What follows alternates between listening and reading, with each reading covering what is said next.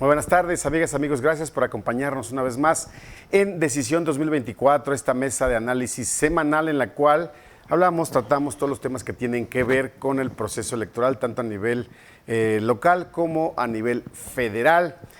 Como siempre, pues analistas, periodistas y los invitados, actores políticos de las diferentes, pues ahora sí que doctrinas, grupos, se dan cita en esta mesa de diálogo en Magazine para hablar sobre el desarrollo del proceso electoral y, por supuesto, los temas coyunturales que a todos nos interesan. Como siempre, muchísimas gracias por su atención. Recuerden que esta liga la pueden compartir y también pueden interactuar en el chat que tenemos abierto para todos ustedes a través de la página de Facebook de Magazine TV.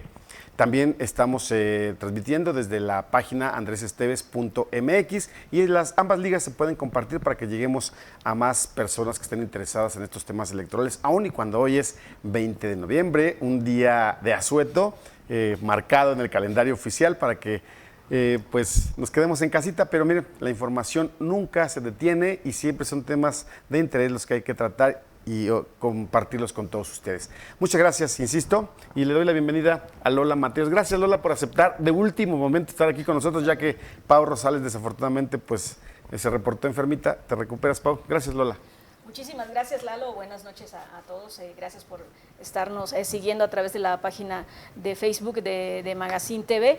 Y pues en un día tan especial como es un aniversario, el 113 aniversario de la Revolución Mexicana, vamos a hablar de temas interesantes que tienen que ver precisamente con lo que es el deporte y la educación con nuestro invitado. Así es que va a estar muy bien, muy interesante nuestro programa. Gracias, Lola. Como siempre, un gusto saludar a Vicente Maldonado. Analista, periodista, politólogo, bueno, que todo. Además, un fiel seguidor de la música de rock and roll. ¿Cómo están? Muchas gracias, Lalo, Lola. Gracias a todas las personas que nos siguen. Hoy, 20 de noviembre, aniversario de la Revolución Mexicana, pero también es el inicio de las precampañas para los cargos de elección popular a nivel federal, Presidencia de la República, senadurías y diputaciones. Y hoy tenemos un invitado con larga trayectoria política y al cual pues lo podemos aprovechar muy bien en esta hora lo que se pueda.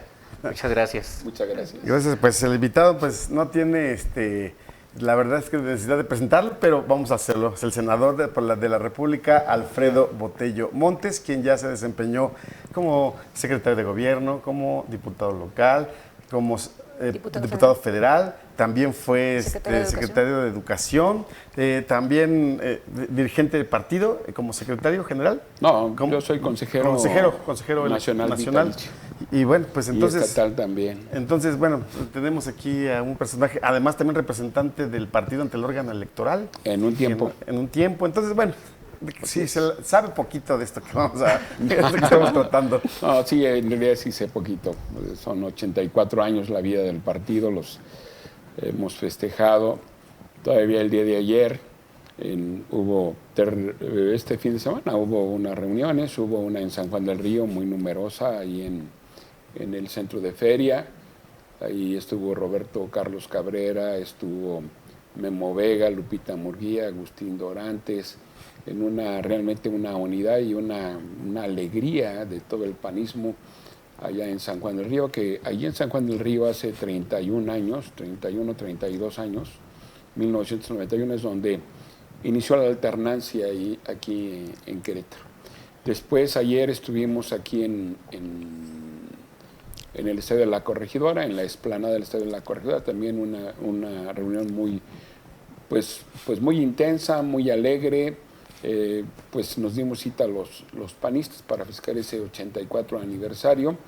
Allí estuvo pues nuestro alcalde Luis Nava, estuvo nuestro alcalde también Roberto Sosa, estuvo nuestro alcalde también aquí de Corregidora, don Enrique Beca, el sheriff, desde luego Agustín Dorantes, Lupita Murguía y ese joven legislador que es don Felipe Fernando Macías, Sonia Rocha, que es incansable allá por la sierra, estuvo Chepo Sáenz, que es el presidente del partido, y doña Leonor Mejía, que pues así como aquí nuestra amiga Lola Mateos nos engalana la mesa, pues allí también Leonor Mejía Engalana, pues ahí en la dirigencia del partido, con una muy buena conducción rumbo al 2024.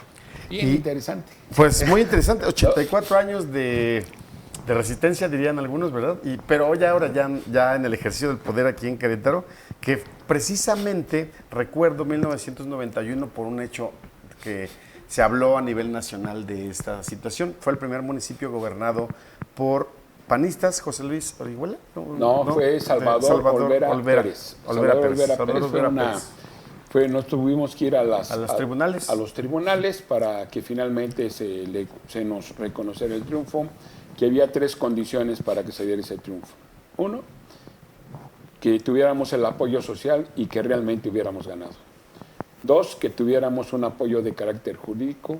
Y 2, desde luego, que también tuviéramos el apoyo político, porque al PAN se le ha respetado y siempre se le respeta como un partido político que cuando defiende sus causas, las defiende hasta el final, y eso fue lo que trajo como consecuencia que nos reconocieran ese primer triunfo que tuvimos aquí en Querétaro, en San Juan del Río, con todos los panistas, y de ahí para el Real es como un granito de las mazorcas que cuando quitas uno, sí, puedes desgranar las demás. Y pues ya ves, 1991 y a 1997, pues llegamos a la gubernatura, ni más ni menos que con Ignacio Loyola Vera, ¿no? Pero insisto que el tema fue de trascendencia nacional porque en ese entonces el dirigente del Partido Revolucionario Institucional, Marco Antonio León Hernández, inconforme con esta decisión en tribunales, cerró la carretera 57 en una manifestación. Que hoy ahorita está cerrada, estaba ¿no? Cerrada hoy. Pero no por manifestación. No por manifestación, sino por un accidente en el cual se vio involucrado, lamentable, un tráiler. Y lo más lamentable, que también fue a la altura de San Juan del Río, entre San Juan del Río y Pedro Escobedo, es que hubo rapiña. Un autobús con llantas. A ver, vamos a ver rápido el video, Richard, si lo tienes ahí. Y luego ya seguimos a nuestro asunto, ¿verdad? Que nos dio cita aquí. Mientras tanto, ahí está el video. Miren nada más la gente, cómo actuamos. Y se ve rebasada los elementos de la policía de la Guardia Nacional con toda esta cantidad de personas que se dedicaron a robarse llantas aquí en Querétaro. Qué desafortunado. No, como sociedad parece ser que nos falta mucho, ¿verdad, senador? Así es, yo creo que hace falta esa solidaridad que debe existir para resolver pronto el tránsito vehicular, y pues qué desgracia realmente que no estemos respetando a la autoridad. Yo por eso lo dije muy claramente cuando mi contraparte, el senador Gilberto Herrera, se quejaba de unas detenciones que se dieron en una toma de instalaciones de la Comisión Estatal del Agua allá en Maconí, donde le dije, a ver, señor senador, en Querétaro la ley sí se respeta.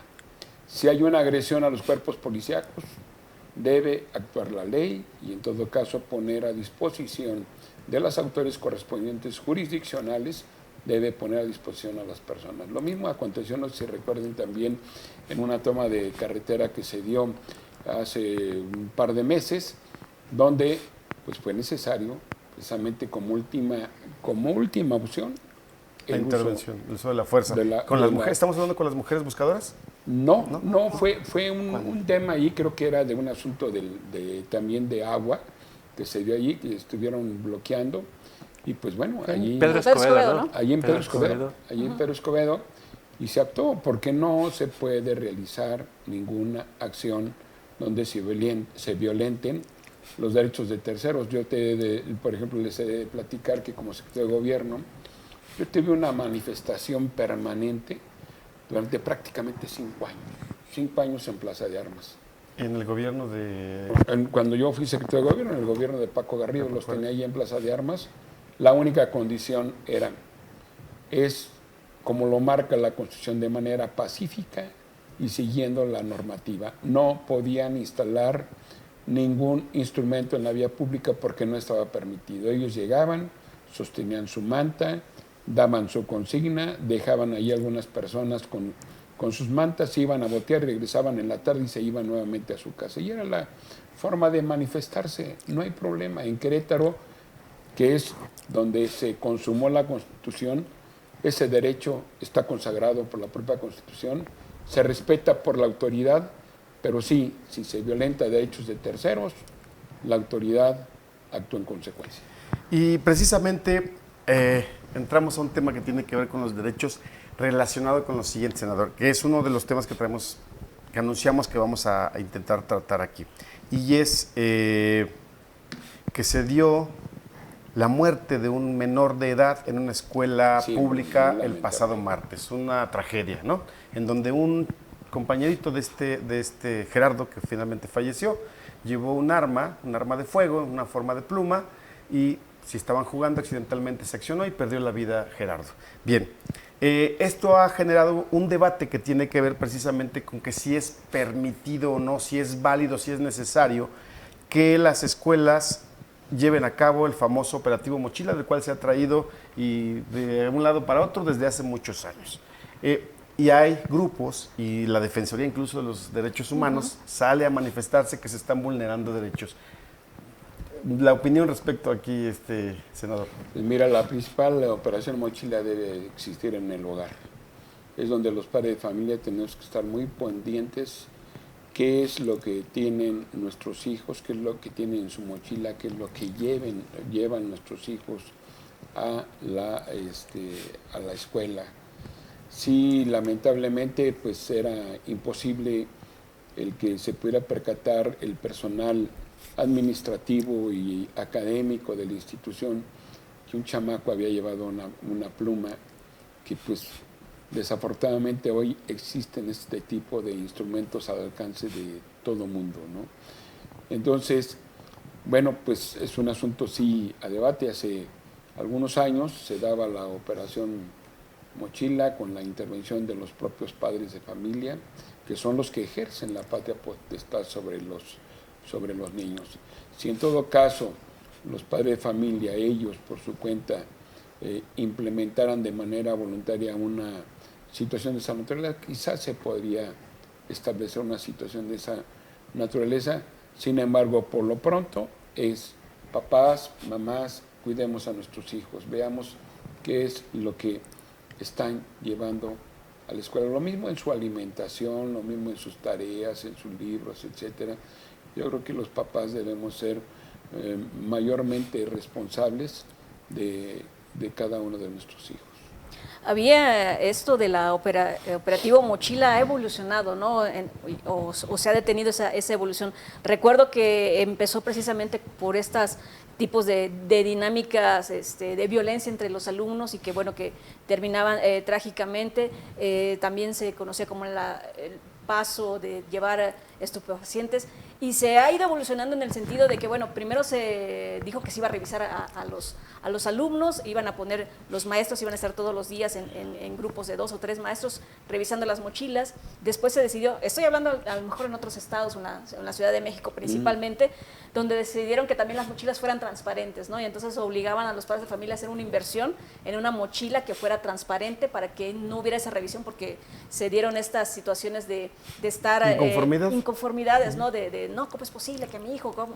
Entonces, pues se dio eso de las mochilas transparentes, que tampoco tuvo mucho resultado, porque precisamente se meten en estas cuestiones de vulnerabilidad, invasión a la intimidad. Exactamente, entonces a la privacidad del menor, a la privacidad de las familias. Pero concuerdo con lo que dice el senador, con esto de que pues el primer filtro debe empezar por las familias, pero considero que es el primer filtro.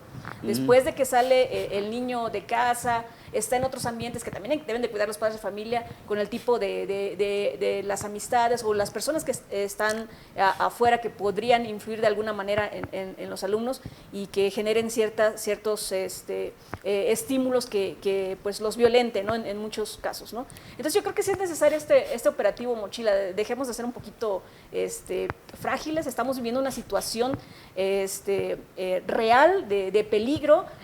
Ahorita se dio este asunto de que fue por no queda muy claro si fue un asunto de juego. Las versiones lo señalan así, que por un mal manejo se dio esta situación del disparo. Pero ha habido situaciones en que los alumnos van armados, agreden a profesores, agreden a sus compañeros, y pues bueno, eso es una situación que ha ido escalando en México, en Estados Unidos ni se diga. Entonces debemos de encontrar una solución antes de que se den situaciones todavía mucho más complicadas. Mira, pues ahora ya tenemos operaciones Mochila, ¿no?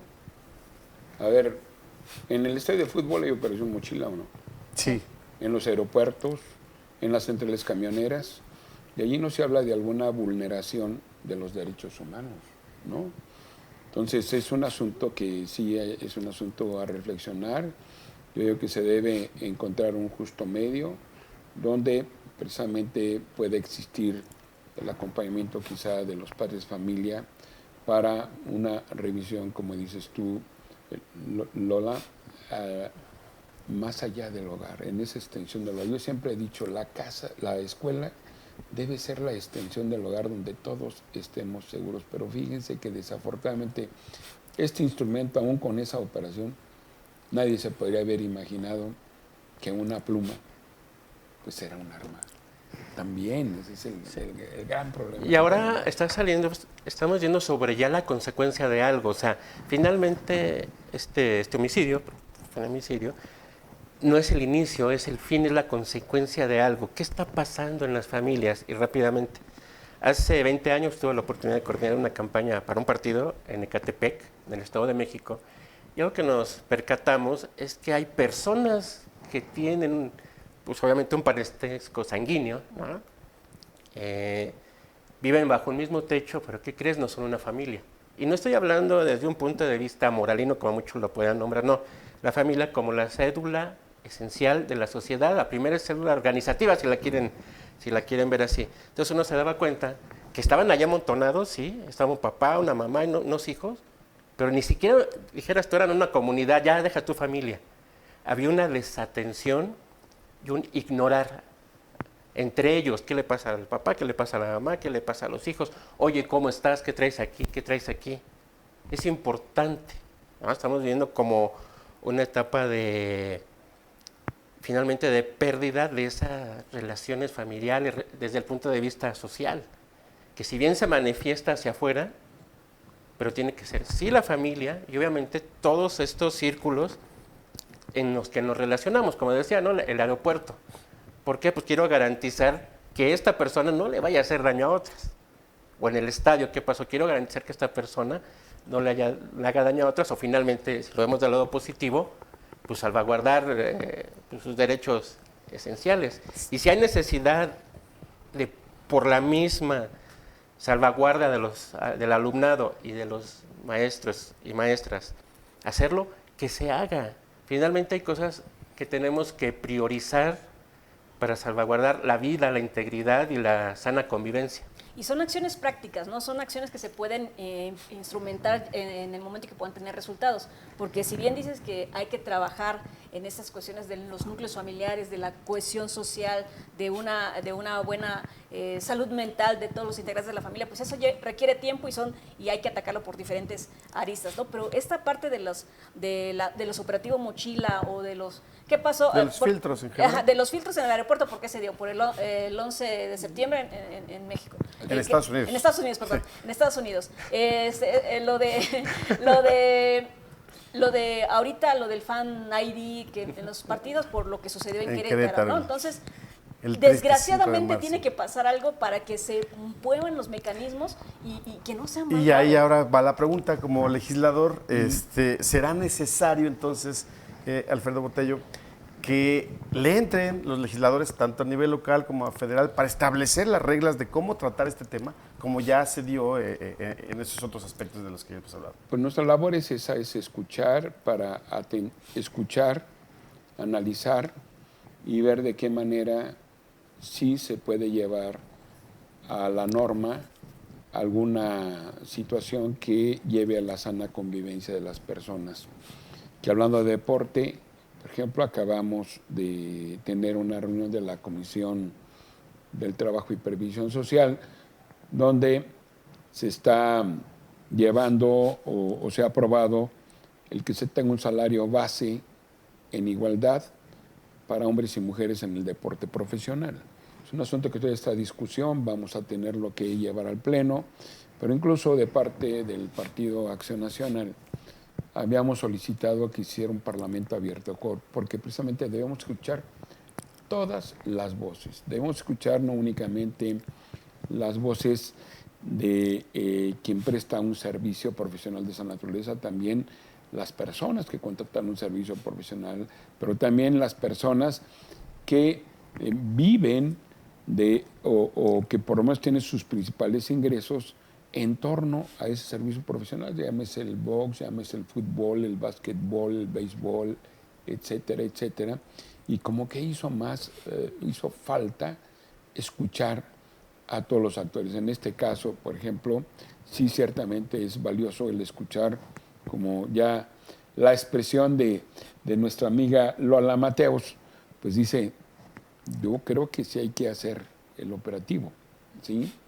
Y bueno, y los maestros y también el comisionado de derechos humanos aquí también, y bueno, desde luego que hay que buscar lo que sea mejor para la sociedad. Y creo que es momento, en este programa Decisión 2024 de este lunes 20 de noviembre, enviar saludos. Ana Didi Almaraz, senador, te mando saludos. Aide Blanchet, gracias Aide, a los Blanchet, a mi tocayo y a Aide, gracias, nos están viendo. Y vamos a escuchar precisamente a la ciudadanía que en Querétaro esta mañana opinó respecto a este tema, si es necesario que se implemente el operativo en escuelas para revisar qué tipo de instrumentos extraescolares pueden llegar a llevar a los planteles los muchachos. Adelante, Richard. ¿Estás de acuerdo con que se le revisen las mochilas a los niños antes de ingresar a la escuela para evitar que entren con artículos peligrosos? Oh, sí, está bien. Así se evitarían accidentes, ¿no? Sí, estoy de acuerdo. Ajá. Sí, porque al final, pues es una medida, a lo mejor algunas personas lo ven drástico, pero yo creo que el riesgo que corren los niños y la inconsciencia que pueden tener los adolescentes, yo creo que sí es necesario. Y de mi parte yo estoy de acuerdo. Pues en parte sí, porque últimamente se han estado dando casos bastante desagradables en las escuelas, pero pues yo creo que los alumnos no estarían muy de acuerdo porque algunos creerían que es una violación a su privacidad, pero pues yo creo que por su propia seguridad yo creo que sí. Sí, estoy de acuerdo. Al final de cuentas es prevención. Entonces, si es para velar la seguridad de todos, tanto maestros como alumnado, no veo problema. Sí, estoy de acuerdo. Porque pues eso evitaría obviamente pues que no entraran con navajas, o drogas o objetos que finalmente no son para su edad. Opinión de la ciudadanía, unánime en el sentido de que es necesario. Ahora, habría que ver aquí la autoridad, que desafortunadamente en este momento ya no tenemos coordinador de UCEBEC, Raúl Iturralde. No, pero ya vamos a tener. ¿Ya? ¿Quién es? A ver, por cierto. Mañana. Ya dijo el gobernador que mañana va a anunciar quién viene a relevar al maestro Raúl Iturralde, que por cierto, un saludo a Raúl, fue realmente un gran coordinador. A él le tocó tomar la UCEBEC en un momento bastante delicado. Hay que recordar que veníamos prácticamente de la pandemia y bueno, pues él con el gran equipo que se conformó o que está en la UCEBEC, él logró conducir a buen tránsito este espacio para que se concretara el regreso a clases de los alumnos. Creo que en este tiempo, que casi son 2 años que estuvo al frente de la UCEBEC, creo que hizo un buen papel, como bien lo hizo al frente de la Universidad Autónoma de Querétaro. Y ahora, pues bueno, esperar el relevo, que creo que conociendo al gobernador va a ser un muy buen relevo el que va a tener la UCEBEC para que siga el tren de la educación. Y obviamente va a ser uno de debate, ¿no? de los asuntos que se van a tener que abordar. Rápido, y que hay que hacerle un llamado desde esta mesa, por lo menos desde mi punto de vista muy personal, a la Defensoría de los Derechos Humanos. Dejen de poner trabas en algunos detalles, por favor, allí Javier Rascado, porque pareciera que es eso, ¿sabes? Desde mi personal punto de vista, Por supuesto que hay. Pero el doctor tiene otra opinión. A ver, ¿cuál es No, está muy bien. La que sí, mira, por eso existen los protocolos de atención, finalmente, ¿no? Ya hay distintos protocolos de atención, se puede hacer con base a los derechos humanos, no quiere decir que se deje de hacer, sino cómo hacerle de tal forma que cumpla con su objetivo, sin vulnerar derechos ni de unos ni de otros, ¿no? Y con un protocolo muy sencillo. O sea, finalmente, llegan, cómo se revisa, bajo qué términos se revisa, qué se puede tomar, si llega el niño o la niña con un arma, con una droga o con algo, qué hacer, pues se llama a sus papás. O sea, son finalmente flujos muy sencillos de actuación, finalmente. Sí, pero a mí me parece, fíjate bien, la semana pasada, luego 2 días después de que se da el hecho, le preguntan todavía a la autoridad de UCEBEC qué va a pasar con este niño que es homicida hoy en día, ¿no? Vamos, culposo o no. ¿Qué va a pasar con él? Y responde la autoridad educativa. Pues no sabemos todavía qué va a pasar con él. Pues de entrada, si llevas un objeto de esa naturaleza a la escuela, es expulsión directa, creo yo, ¿verdad? Pero bueno, pues se guarda aquí una política como que no vamos a vulnerar, no nos vamos a meter en broncas. O por lo menos en mis tiempos, si alguien llevaba una resortera, que eran las que se utilizaban en mis épocas, por allá de los años 70 en la escuela, te corrían, es que aquí el asunto es distinto, porque entonces la pena por un homicidio sería la expulsión. No sé si explico. No. Esa es una cosa. La escuela tendría la obligación, en el momento en el que llevó este niño, un arma de esa naturaleza, expulsión, punto.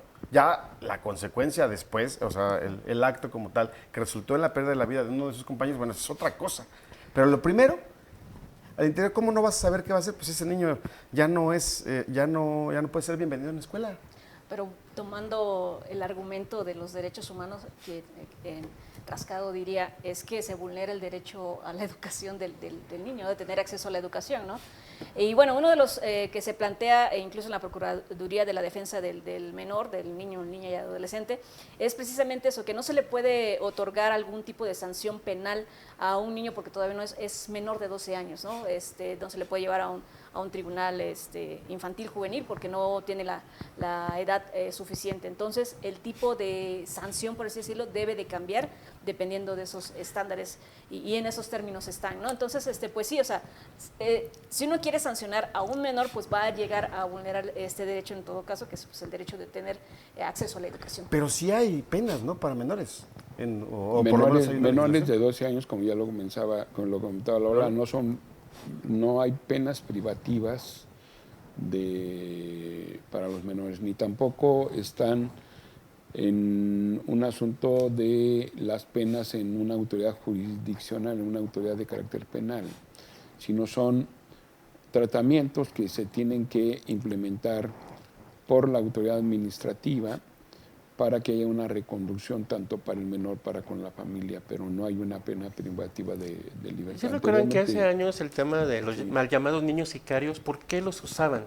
Porque sabían perfectamente que si ellos eran quienes cometían estos ilícitos, no iba a haber una sanción. Una consecuencia jurídica. Sí, no pueden ser juzgados por distintos temas más allá del derecho de la educación, si lo expulsan o no, pues no es punible, o sea, finalmente se supone que no tienen conciencia, ¿no? Y allá un comunicador, la semana anterior, un comunicador a nivel nacional que estaba negro del coraje por este asunto, decía que no es posible que pase esto en México. En los Estados Unidos, sí es diferente en este sentido. Un menor de edad sí es llevado ante la justicia, ¿no? Desconozco realmente que si es un menor de edad, que sí de esa edad se ha llevado ante la justicia.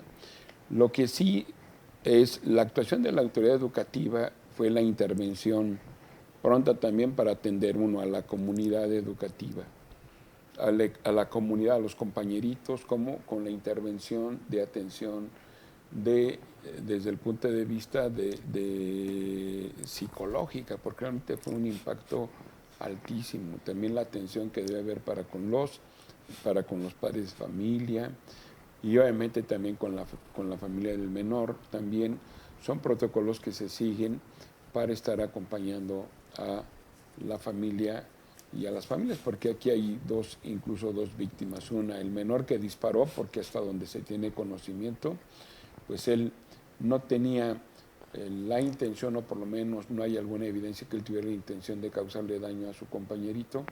Y la otra, desafortunadamente, pues el niño que perdió la vida. Realmente es una situación muy lamentable, muy lamentable. Y les digo, incluso yo creo que desgraciadamente ni con Operación Mochila se hubiera podido liberar esta situación.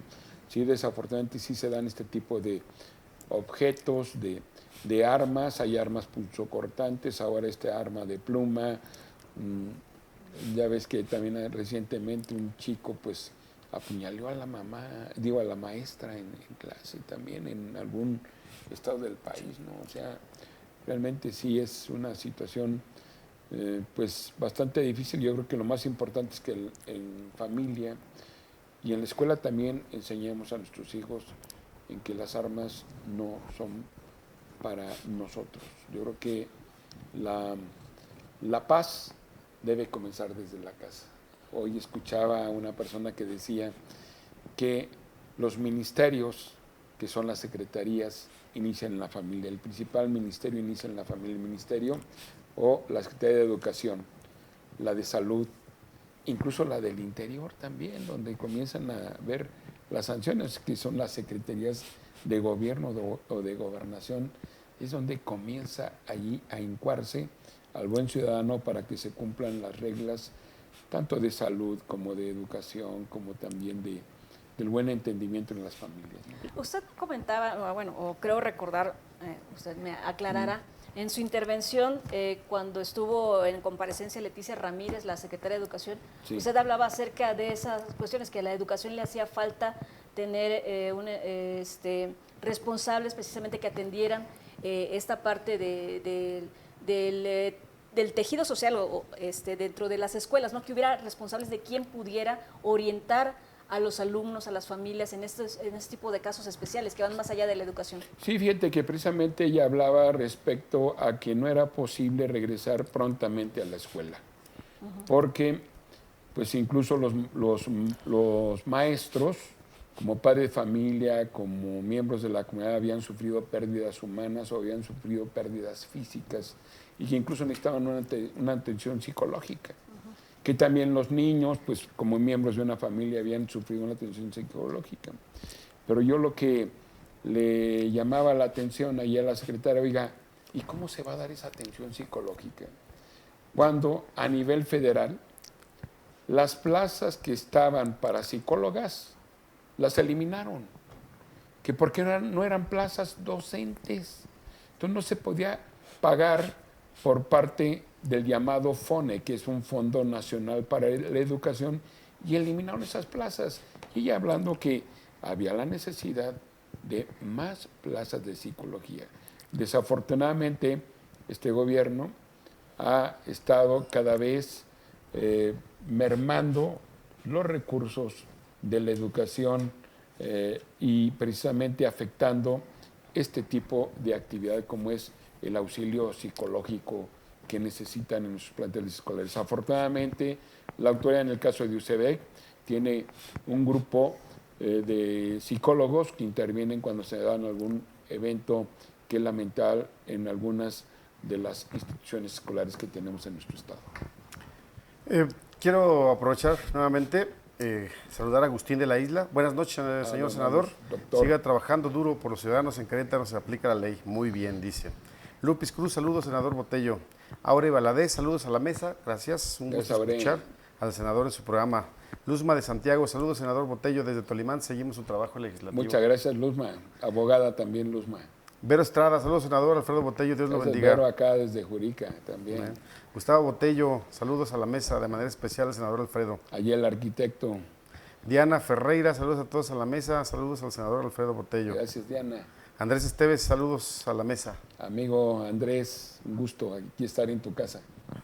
Pues tenemos bastante interacción. Ahorita no ha habido preguntas, pero vamos a entrar al tema que hace un momentito el propio senador ya le dio pie, que es el tema de esta propuesta que se aprobó ya en comisiones en el Senado de la República y que va a pasar, como bien dijo, al Pleno en los próximos días, que es el establecimiento de salarios base para deportistas profesionales, y que esto vendría un poco a equilibrar esa desventaja en la que trabajan las mujeres en organizaciones deportivas. ¿Sí? Antes de entrar al tema, vamos a escuchar a la ciudadanía porque también le preguntamos sobre este asunto, a ver qué es lo que nos dicen. Y con base en eso nos arrancamos. ¿Va? Claro. ¿Está a favor de que las jugadoras de fútbol profesional de la Liga Femenil ganen lo mismo que los jugadores de fútbol varonil? Ay, claro, sí, digo, al final yo pienso que tanto la mujer como el hombre tienen las mismas oportunidades y deberían de tener los mismos privilegios, el mismo goce de sueldo, claro que sí.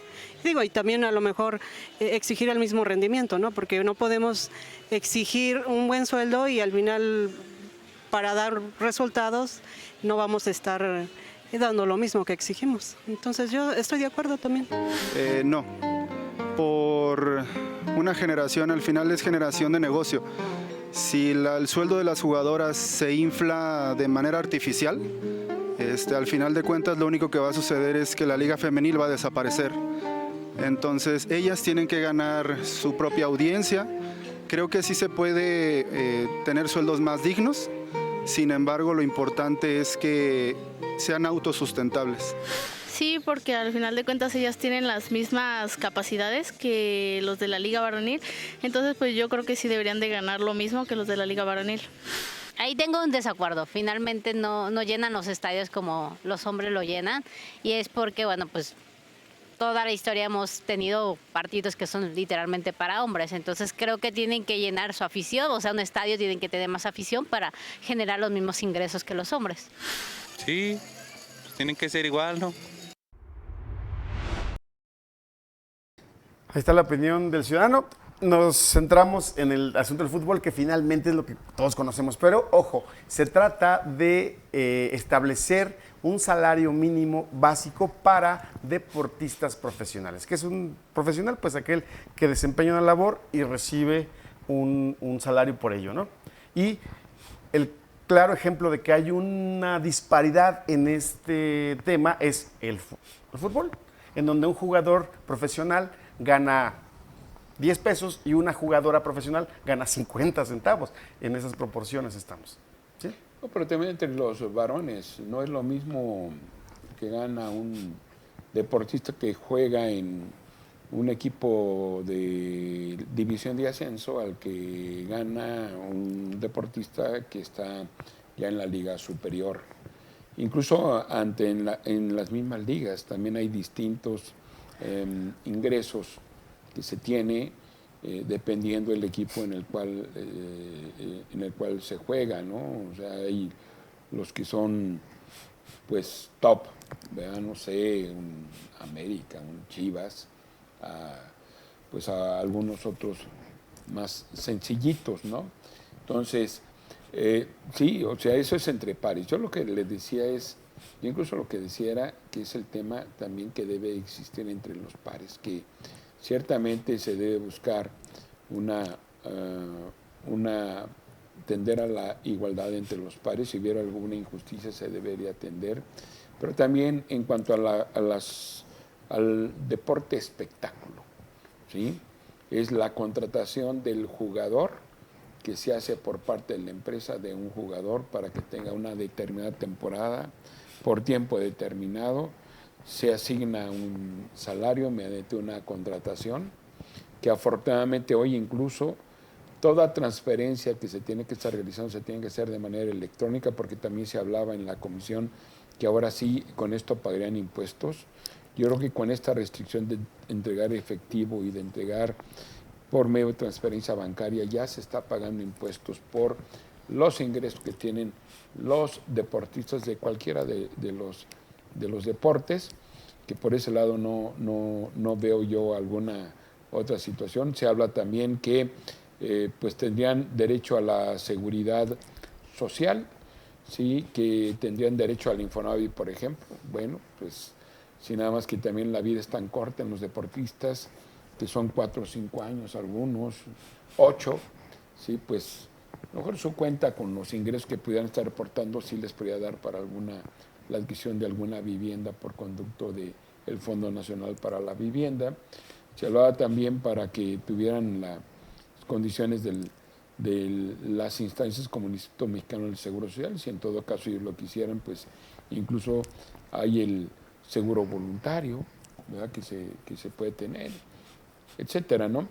Pero como te comentaba, esta discusión se dio la semana anterior y ahí lo que solicitamos como parte del Partido Acción Nacional del PAN, la senadora Kenia López Rabadán, a petición incluso de quienes son deportistas que integran la Liga MX, las deportistas que son parte integrante de la Liga MX femenil, que se escuchara un parlamento abierto, porque ellas consideraban que con esta legislación, con estas trabas que pudiera estar teniendo la legislación, pudiera estar en riesgo incluso el mundial que ya se ha anunciado, el mundial femenil que ya está anunciado que tengamos aquí en México.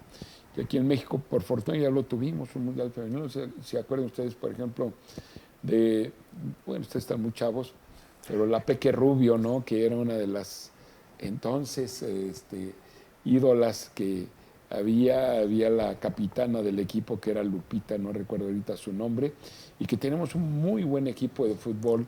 Ya tuvimos aquí incluso fútbol profesional también, después vino un bachecito y ahora nuevamente está resurgiendo la Liga Femenil, que también lo que comentaba la presidenta de la Liga MX, que incluso también estaba el riesgo de que inclusive pudiera desaparecer y que en todo caso por un beneficio pudiéramos hoy no tener fútbol profesional, sino a lo mejor semiprofesional de la Liga. Y pregunta Carlos Mario Russo.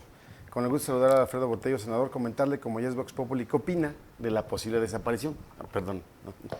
Bueno, yo creo que aquí hubo una confusión de parte de quienes encabezan la Liga Femenil MX, porque precisamente pensaban que lo que iba a suceder era que se querían homologar los salarios, ¿no? Cosa que, como ya explicó Lalo, pues no va por ahí, ¿no? Y yo creo que finalmente no está peleado el asunto de hacer un espectáculo donde gane más quien genere más espectáculo a una cuestión de paridad de salarios. Entonces yo creo que esa parte no está peleada. Entiendo que el Partido Acción Nacional se salió de la mesa, no votó, porque querían, como usted lo expuso, un parlamento abierto.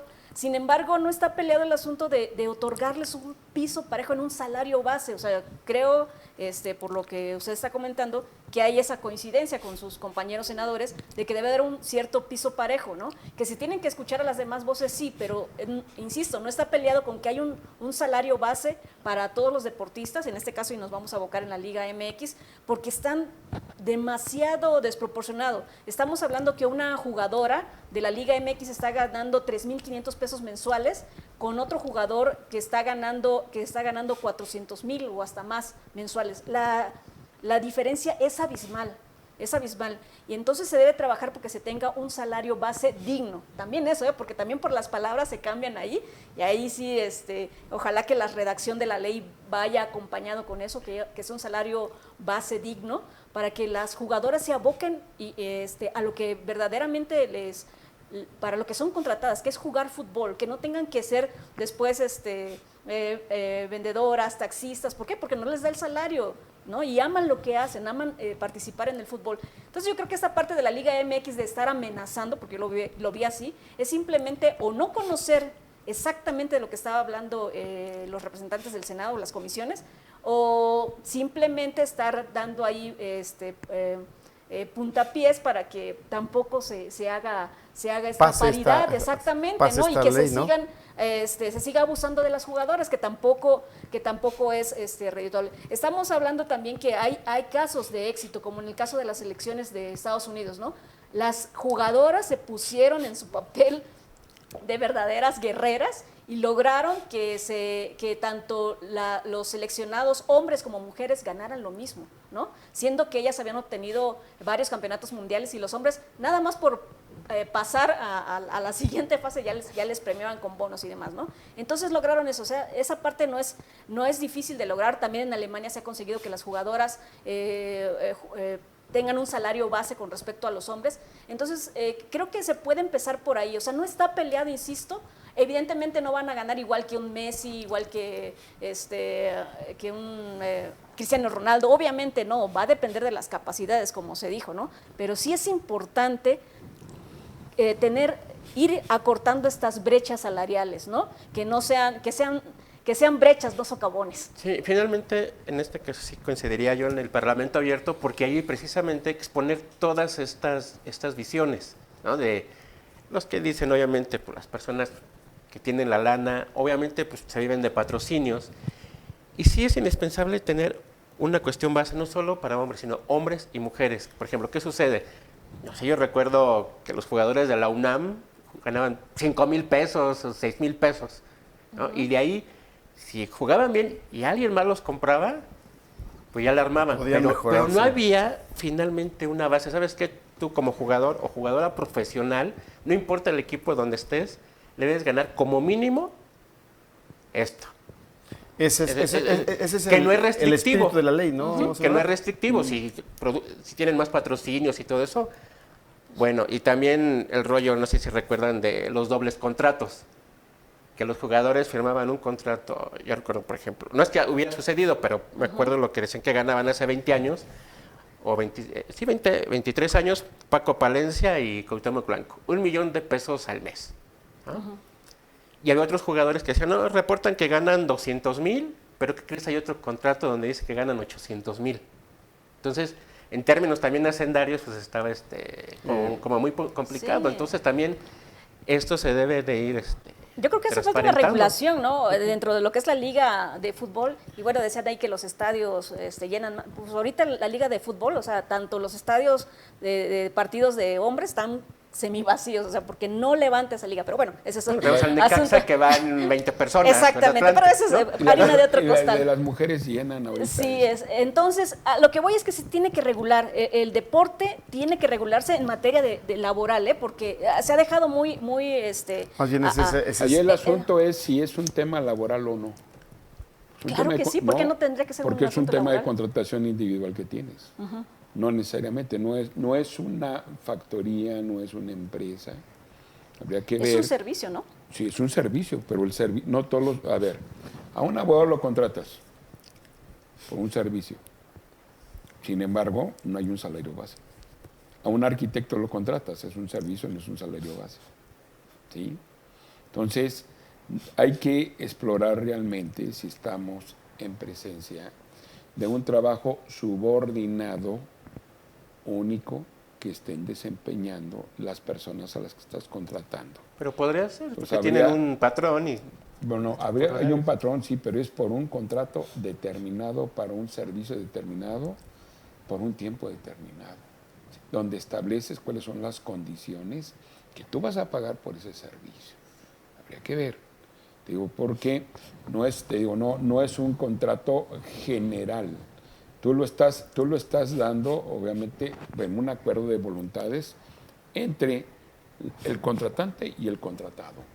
Pero ese contrato debe tener condiciones mínimas. Claro, las condiciones debe ser mínimas. Condiciones mínimas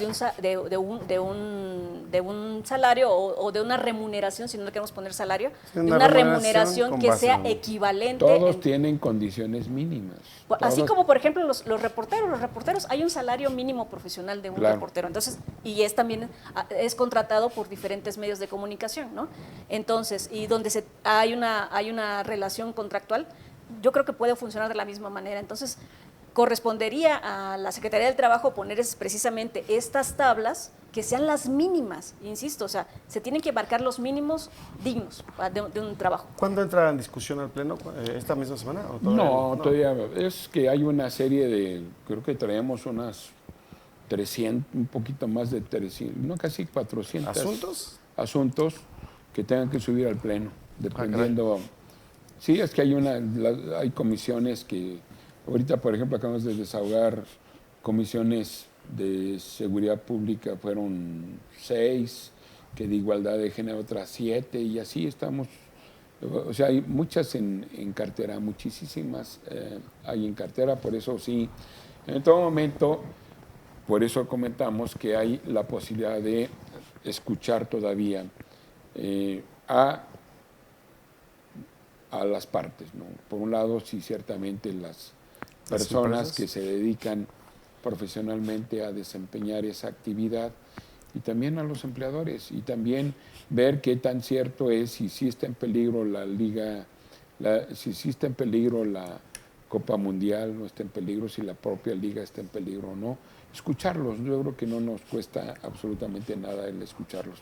Y quizá a lo mejor si hubo algún tropezón de parte de la presidenta de la Liga MX que dijo ese asunto, pero precisamente por ello habríamos que verlo. Todavía hay tiempo para la escucha. Y aquí, utilizando este concepto y el tiempo, en el tiempo del proceso electoral en el que nos encontramos y con la facultad que te otorga la ley para poder solicitar inscribirte para reelegirte en la posición en el Senado, ¿te daría tiempo de escuchar? No, sí, porque no, realmente hay reglas que ha establecido el Instituto Electoral de Nacional, donde quienes pretendan una reelección es informar que así va a ser tanto al Instituto Electoral, al propio Senado de la República, y eso no impide para que un legislador que quiera reelegirse pueda seguir en funciones. Pueda separarse. ¿Va a buscar la reelección? Mira, yo en principio no estaría buscando la reelección. Sin embargo, de manera preventiva sí he inscrito mi interés de que pudiera buscar la reelección. ¿Por qué? Hay que esperar todavía las condiciones de las convocatorias también que se estén emitiendo.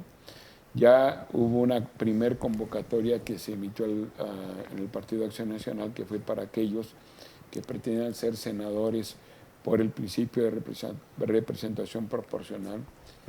En esa convocatoria no me inscribí, ¿sí? Y no sé quiénes se hayan inscritos para ser considerados tanto en el Comité Ejecutivo Nacional del Partido Acción Nacional como también en los comités estatales para ser considerados y que vayan dentro de la lista del Senado de la República en ese listado, que son 32 la lista que de las fórmulas para lo que es los senadores plurinominales.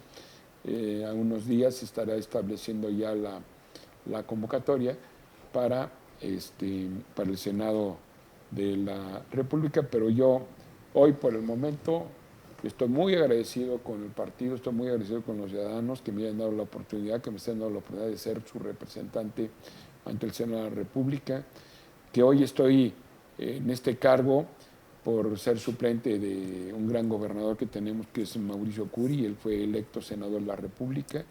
Después pidió licencia, yo entré en su lugar para poder gobernar a los queretanos, situación que le está haciendo muy bien Mauricio.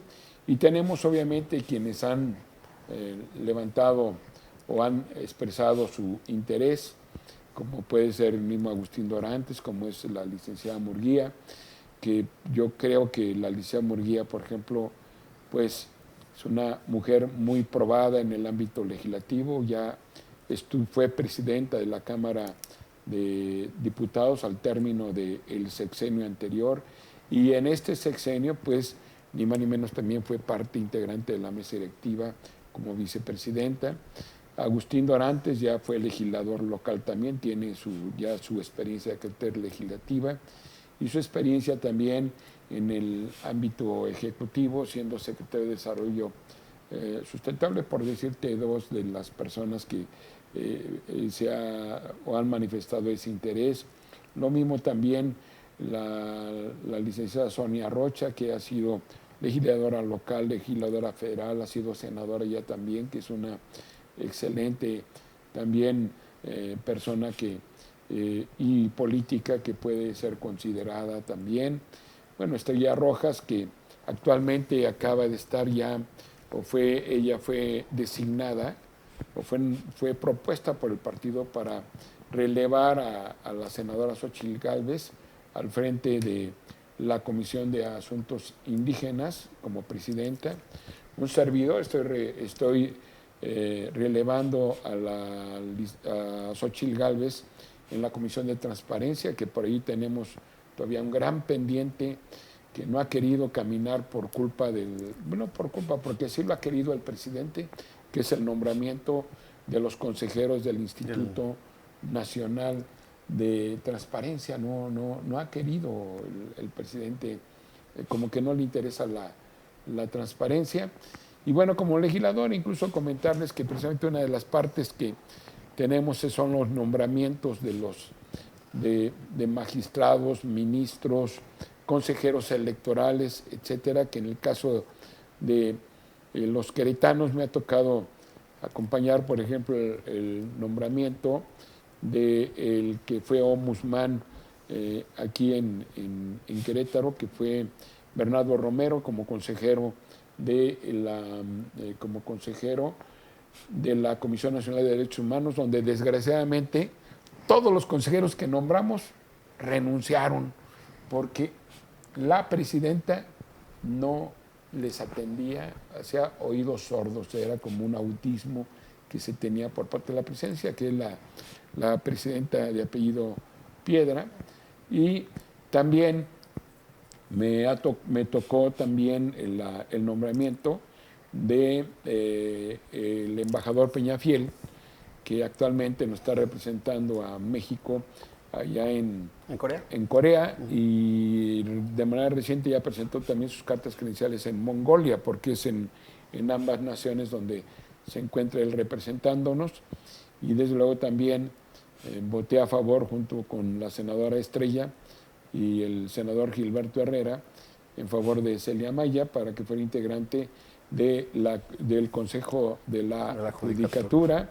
Y ahorita tenemos pues un gran pendiente, es la elección del ministro de la Suprema Corte de Justicia. Y con la renuncia de Saldívar. Sí, ¿verdad? con la renuncia de otro queretano que es el doctor Arturo Saldívar, que realmente cuando fue electo y su conducción como abogado litigante, como maestro, fue un muy buen, era un muy buen prospecto, y por eso es que se le dio la confianza para que estuviera en la Corte.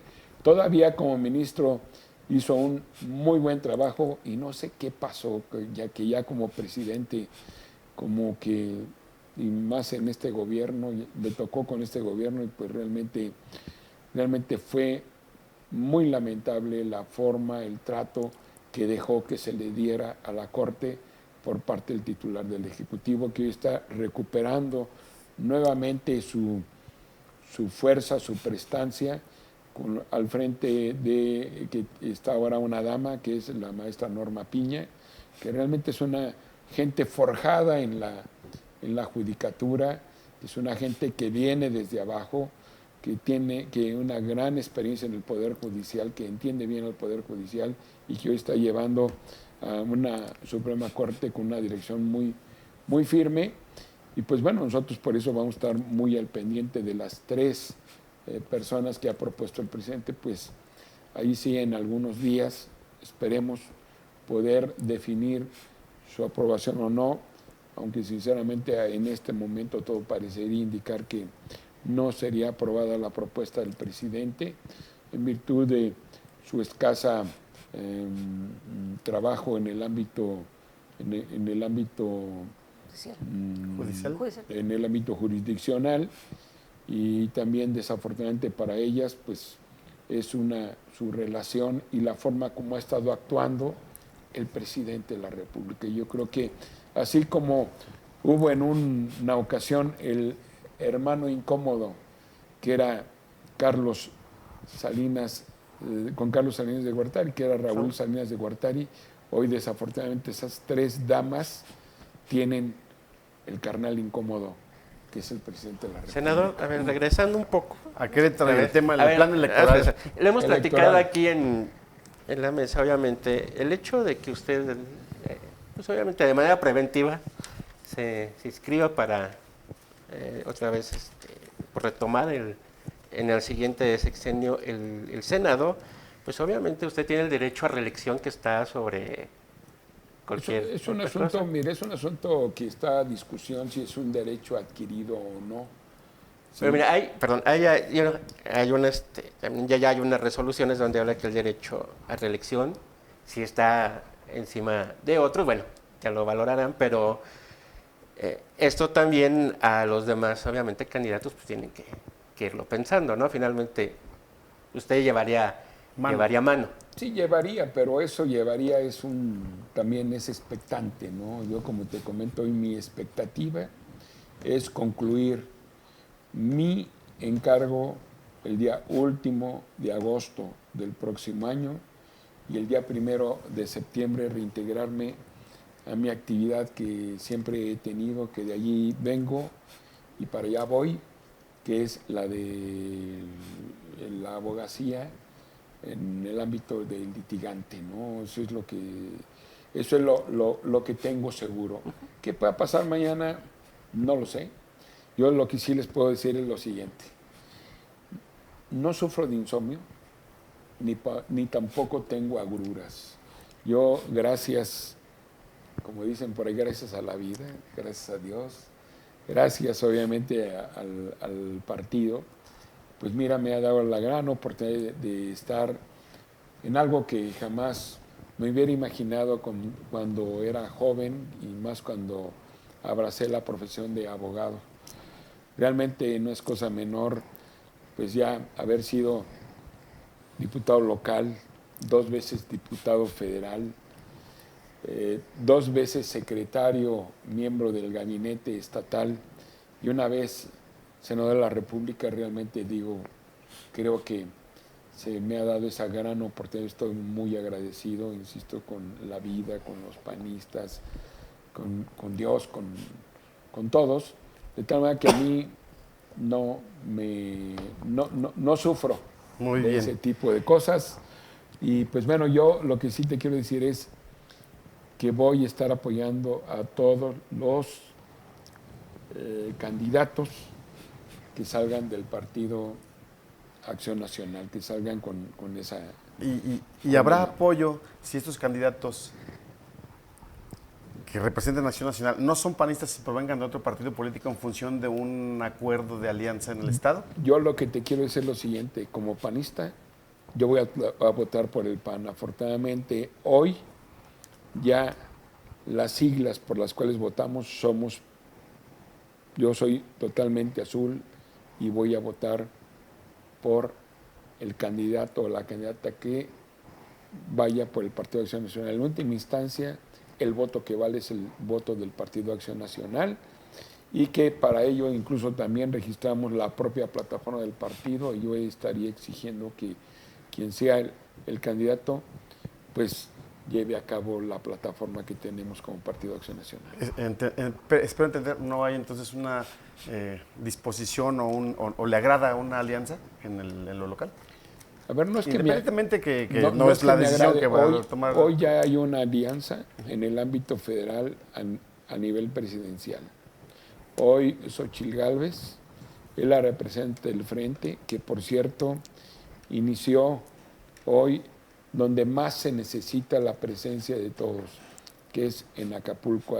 Allá estuvo Xochitl a las 12, a las 01 de este día, estuvo allá con la gente que más lo necesita y después se fue ni más ni menos a Ciudad Juárez, donde hubo una etapa desafortunada, Lola, del tema de las mujeres de Juárez, donde ella fue precisamente a expresar un compromiso de trabajar, como siempre lo ha hecho, de la mano de las mujeres para sacar adelante a las mujeres. Allá es donde se ha vivido uno de los principales dramas de la mujer, donde tiene que ser madre, tiene que ser padre, tiene que llevar el sustento familiar, tiene que ser el soporte familiar, y donde desafortunadamente tuvimos una etapa muy lamentable que se le denominaba las muertes de Juárez porque eran violentadas las mujeres allí en Juárez. En fin, te digo, Xochitl va al frente con el Frente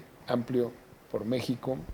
Ahí en la Ciudad de México pues va un alcalde extraordinario que es Taboada, y bueno, y así se van a ir dando los acuerdos correspondientes donde sea factible que así se den. Fue el mandato que dimos en el ámbito federal a la Comisión Permanente del Partido para que ellos estén estableciendo los qué y los cómo de en qué lugares vamos a ir al frente y con quién vamos a ir al frente, ¿no? Entonces yo no tengo ningún problema. Aquí el gran asunto es el siguiente, es cambiar el rumbo de México, porque realmente, desafortunadamente, vamos a regresar a tener que reconstruir a este país. Hoy hay una elección muy importante, una elección que se dio en el Cono Sur, en Argentina. Tuve la oportunidad de ahí a la vuelta de la casa donde voy y hago la compra pronta de la tiendita, hay un joven argentino que cuando le pregunté que sí había votado, me dijo que no había podido votar.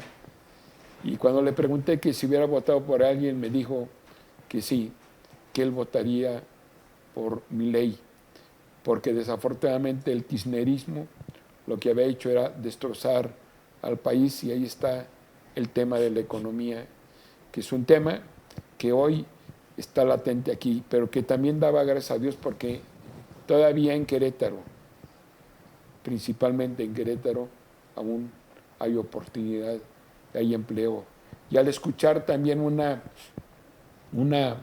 entrevista de una madre allá de Argentina, ella expresaba que ella había votado para que se fuera el kirchnerismo fuera, porque no era posible que le hubieran arrebatado a su hija, que tuvo que abandonar la Argentina para buscar una mejor oportunidad de vida.